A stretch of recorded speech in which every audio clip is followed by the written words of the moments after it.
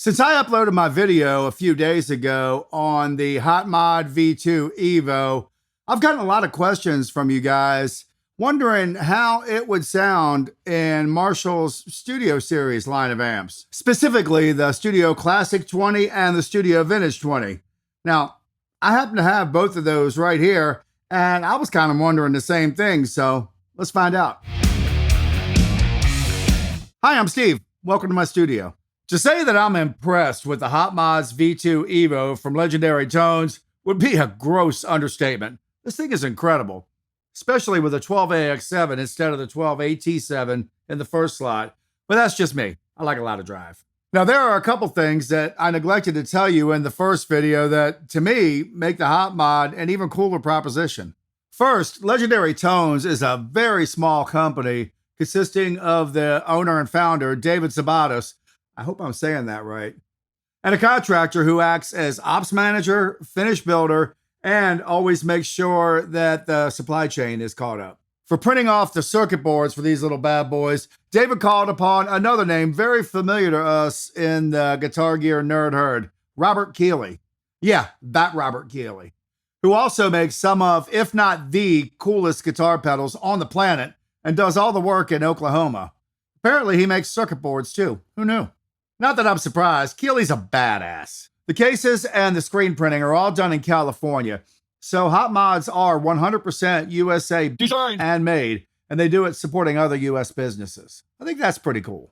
Now, in the last video, I was also under the mistaken impression that with the gain switch down, that things were running in unity gain. It's not.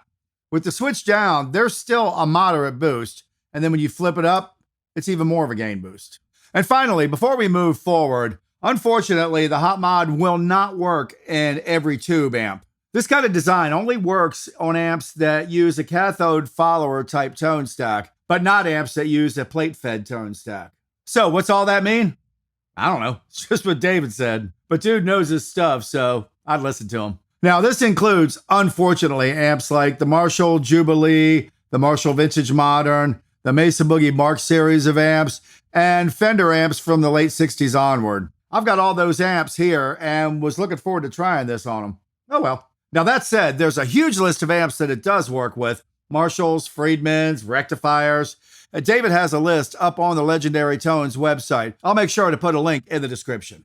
It appears to work with way more amps than not. So today I wanted to kind of pick up where I left off in the last video. I got a lot of messages and a few comments from people wondering how the Hot Mod V2 Evo would sound in the Marshall Studio Classic 20. Now, I've got one of those right here and the Marshall Studio Vintage 20, the little baby Plexi. So I figured, why not try them both?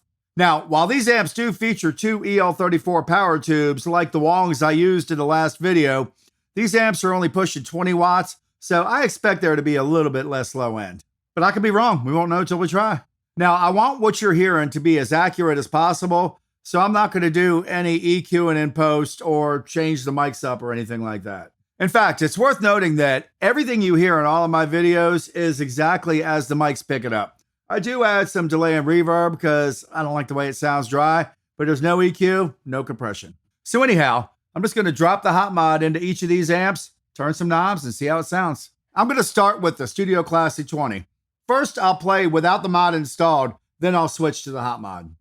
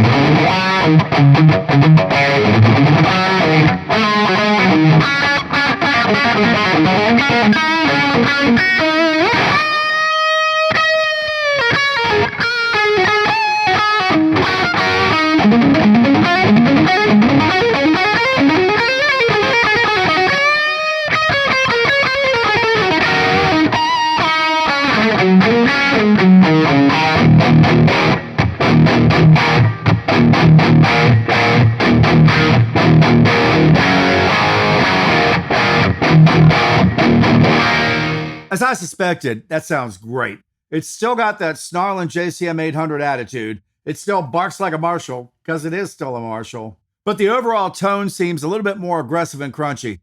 I like it. So that was with the gain switch down. Let's hear it with the switch up.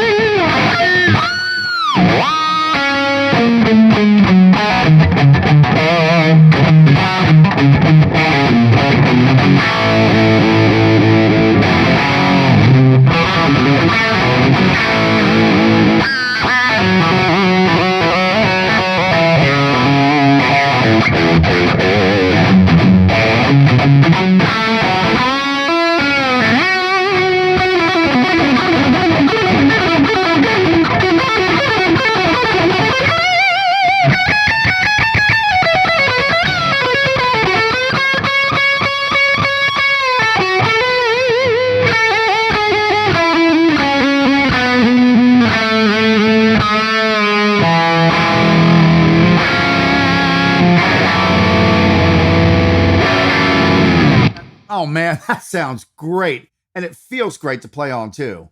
It's crunchy and aggressive, but it's also got the slightest amount of squish, which makes it easier to play on. So in the last video, I swapped the 12AT7 that's in slot 1 and replaced it with the 12AX7 that came out of the amp originally.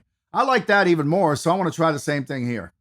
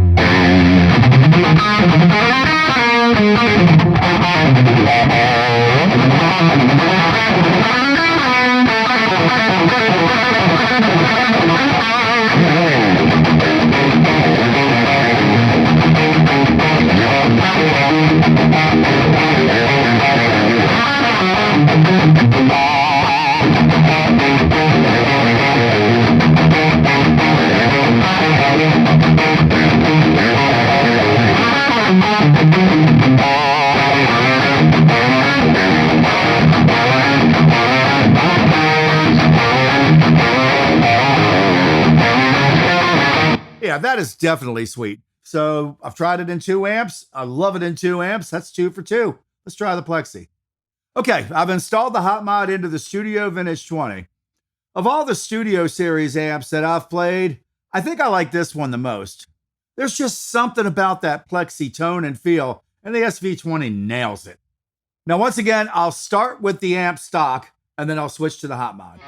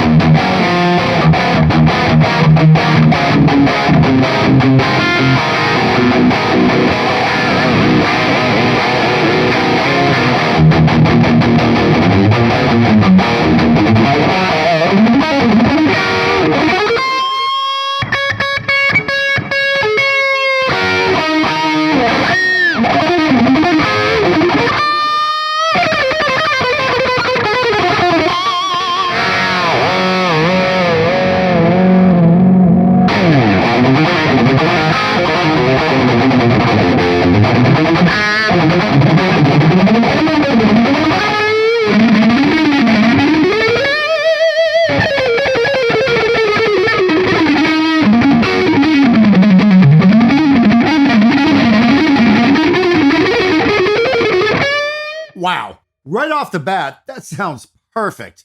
It's raw yet smooth, and even though I'm only pushing 20 watts, it's powerful. This is amazing, and the gain switch is still off. So let's flip it up and see how it sounds.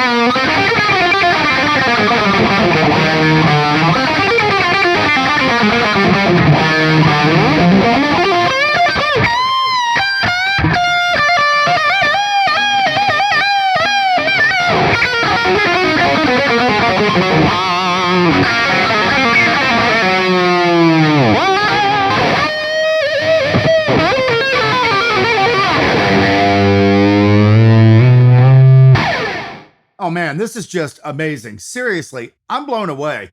I think I found my perfect lead guitar rig. I gotta be honest, I'm really digging on this. I may need to call David and see if he'll send me a couple more of these to live in these amps. You know, it's more than just adding more preamp gain. There are plenty of high gain amps out there that sound incredible. Entire subgenres of music have been created using those amps. But this is something different. This kind of bridges the gap between modern preamp gain and old school tone. But as always, these are only my thoughts. I really want to hear what you've got to say. So let me know down below in the comments. And as always, please like and subscribe. Thanks for watching. I'll see you next time.